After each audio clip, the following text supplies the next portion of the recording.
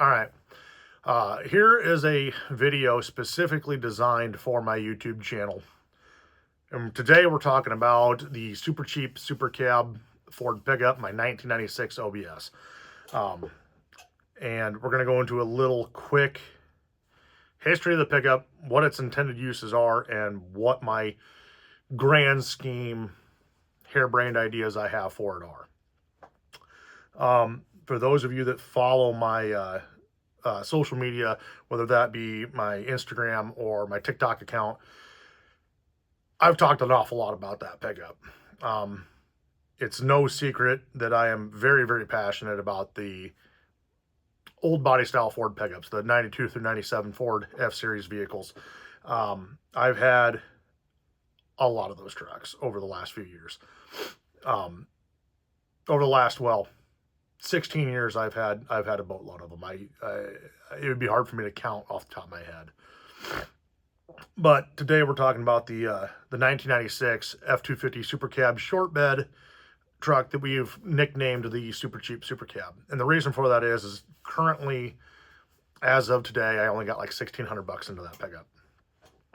I originally picked that truck up for a winter beater slash ranch rig, whatever you want to call it, farm truck, to keep the miles off my diesel that I had at the time. Unfortunately, the diesel got into a wreck back in September. It got totaled, and that left me with the OBS as the only four-wheel drive pickup, the only pickup I have at this point in time. So after that, I started kind of deep diving into, we took it into a shop and got the distributor pickup fixed, because I had exhausted every option I could think of, aside from the distributor, of why it wasn't running. But we got it running. I got a halfway thrown together exhaust system on it. It's 3-inch into a cherry bomb, turbo muffler, and just a turn down elbow, right before the axle. And that's the exhaust system as of right now. After putting some miles on it and realizing the thing runs like an absolute top. I mean, it turned the key, fires right up, doesn't miss, doesn't backfire, doesn't nothing. I mean, this thing runs like a dream. The E4OD automatic transmission right now shifts like it should, does everything flawlessly. We had found that there were some wiring issues in the bed of the truck, as far as the 7-way trailer plug wiring was a little screwed up, and turn signals 4 ways, brake lights, tail lights, that sort of thing in the bed was a little butchered. And I've got that stuff working. But while I was underneath the rear back of the pickup, underneath the rear end of it, looking, I realized, the rear bumper's rusting and practically going to fall off. The rear leaf spring shackle hangers are absolutely rotted off. The frame's in great shape, surprisingly enough. So I need to address those things. I have noticed that every time I fill up the front fuel tank, because it is a dual tank truck, the front fuel tank has a hole in it. When you get it full and before the nozzle can click off, it will start leaking fuel out of the front fuel tank. So I, got to keep an eye on that when I'm fueling it up. I have a broken spring in I can't remember off the top of my head, because you can't notice it until you put weight in the back.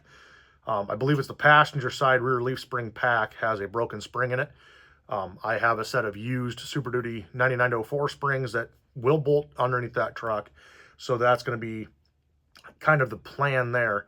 But I noticed, putting it in full drive and, going out through cornfields and stuff, that the twin traction beam Dana 50 front axle that's underneath the truck is just plumb worn out. It needs just about everything. Ball joints are bad. The brakes were bad. I put a set of brake pads on it just to keep it going until I can get parts here. But the driver's front rotor is junk. The calipers are just worn out. It needs every stitch of steering linkage thrown at it. It needs ball joints, tie rod ends. It needs axle bearings, drive shaft U-joints in it, and pivot brackets got a crack in it. The twin traction beam, they got the pivot in the center for the independent suspension. So those drop brackets, and it's got a cracked drop bracket. The pivot bushings are worn out. and the leaf spring bushings are worn out. The front springs are worn out, so the whole front end sags down. I mean, it's just about to sit on bump stops the way it sits. It needs a set of tires. I got to rebuild the driver's door. I got to put a new interior door cable in it because you cannot open the door from the inside. Somebody's already broke the door handle off once, so I'm going to be throwing some parts at it in that retrospect. Really, the only thing I've done to the truck since I got it was I hacked the factory exhaust off because the cat was plugged up and the muffler was plugged up because it sat on a feedlot for like a year and a half, non-running. So mice and rats and whatever else packed shit inside the exhaust, and so I cut it off to get all that blown out. Moving forward, I've talked a lot about this on my TikTok, but I even posted a little video a while back here on YouTube. The grand scheme plan is I want to try to do everything on a budget, try to get everything done as cheap as I can because I don't want a lot of money wrapped into this pickup, but yet put the money where it needs to be. And I spent the last couple months really deep diving into what would be a good replacement truck to my four-door diesel that got wrecked. And the reality of it is I don't want to have a payment on a pickup. To replace the truck I had got a good deal on it when I bought it. But to buy another Super Duty 7.3, you're looking at anywhere from $10,000 to $20,000 depending upon condition. 6.7 power strokes are just through the roof right now. I couldn't touch an Illumi-Duty without having a massive payment. And as much as I love the 6 liters, I've had 3 of them. I don't want to have another 6 liter. The one that I had that I really enjoyed didn't cost me a dime. The other one that was a lot of fun to drive, I had about 20 grand into it. And the idea here is I want a truck that is super reliable, super simple, and super cheap to maintain. Something that when I'm finally all said and done with doing stuff to it, I can just get in it. I can drive it anywhere. I don't have to think twice about, oh, is this going to leave me stranded? Is something going to break? It's just a hook up onto the trailer, haul cattle to sale barn, hook on to the trailer, haul 4-H livestock projects to the county fair, hook up to the camper, go camping on the weekend, and know that it's just going to do the job and do the job flawlessly. So after coming to that conclusion, I decided that I have a pickup that is bought and paid for that can do everything I want it to do, but it needs desperately repairs and upgrades made. So this is what we've come down to, and this is what we've decided. The single rear wheel long bed flatbed that I had that was on my Super Duty is been sitting at the local welding shop now for a couple months. We dropped it off in late October, and it was a used bed when I got it. It needed some TLC, so they're going to skin the deck off of it. They're going to cut the tail light panel off, and they're going to shorten it from a long wheelbase to a short wheelbase to fit the short bed on the OBS. They're going to put a new deck on it. They're going to build a new tail panel for it. They're going to build the fuel necks for it. They're going to build the mounts for it so it bolts right on. It's got a built-in gooseneck hitch in it already. I got a receiver hitch on the pickup that's in good shape that I'm going to take off, clean up, put back on. That solves the really rusted out bed that's on the pickup. That solves that issue. I got spring shackle hangers on order. We're going to do a Sky Off-Road 4-inch block in the rear, along with the 99 to 04 Super Duty springs that are going to go under it. That handles the back rear suspension. I guess I didn't mention the fact that I'm going to run Bilstein 5100 series shocks in the rear and on the front. Local wrecking yard to me has a hub-to-hub complete Dana 60 solid axle out of a 96 F350 four-wheel drive. And I'm buying that. That's going to have the track bar bracket, front leaf springs, and the entire front axle assembly from the Pitman arm, the whole works. So we're going to stick that underneath of it. I'm going to, before I put it under, I'm going to clean it up, paint it, make sure everything's good to go, rebushing the leaf springs, and then it's getting a Sky Off-Road 2-inch reverse shackle kit, along with Bilstein 5100 series shocks and an adjustable track bar.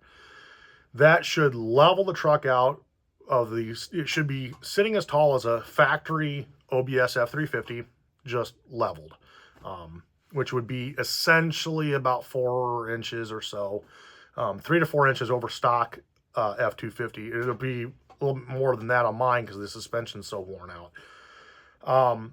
The truck's got factory steel wheels. I've been looking. I got a couple leads on some aftermarket aluminum wheels, some early 90s vintage style aluminum wheels. I got a lead on a set of factory Alcoas that I might put on it. But if I don't, I'm going to continue running the steel wheels. It's going to get a set of 285 75/16 Toyo Open Country RT tires on all four corners. I like the Toyo brand tires. I've had a lot of good luck with the Open Country series of tires. I've had the MTs on a pickup of mine. I've had the ATs on a pickup of mine. The wife's Durango runs a set of Open Country ATs on it. They've been a great tire. They get around good. They wear really, really nice, and I just like that brand of tire. And I got a lot of buddies that run the RT, which is a little more aggressive all-terrain, and that's the kind of tire that I want to have. And the reverse shackle kit that I'm running is going to run the factory OBS springs. As long as they're not shot and worn out, I'm going to run them. I'm going to put all new brakes on it, hubs, or rotors, calipers, pads, new front brake lines. We're going to do new shoes and drums in the rear with wheel cylinders for the brakes. And obviously new steering linkage stuff. You know, we're going to do drag link, tie rod ends, all that good stuff so that the steering is all good. Going to replace the front fuel tank with another front fuel tank with new fuel tank straps. Replace the vents on both fuel tanks so that when the flatbed goes on, it can take fuel like it should. And we're going to paint the bed up. We're going to paint the axle. We're going to, you know, cover the leaf springs, get everything kind of cleaned up and painted, and make it so that it can last long. Once I do a couple test and tune passes with the truck, as far as like hauling the camper somewhere, I'm going to see how the rear suspension hangs with that. The truck does not have factory overloads on it. So if I feel that the rear end is sagging too much with the weight of the fifth wheel on it, you know, I will go to having a set of the aftermarket like Firestone airbags to help carry the weight. Truck's got 410 gears. The axle we're getting from the salvage yard has 410 gears in it.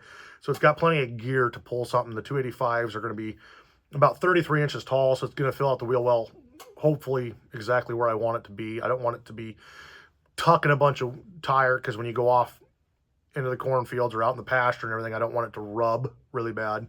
And I've had 285s on OBSs on factory 1 tons, in fact, that didn't have any issue with rubbing. So we should be all right in that department.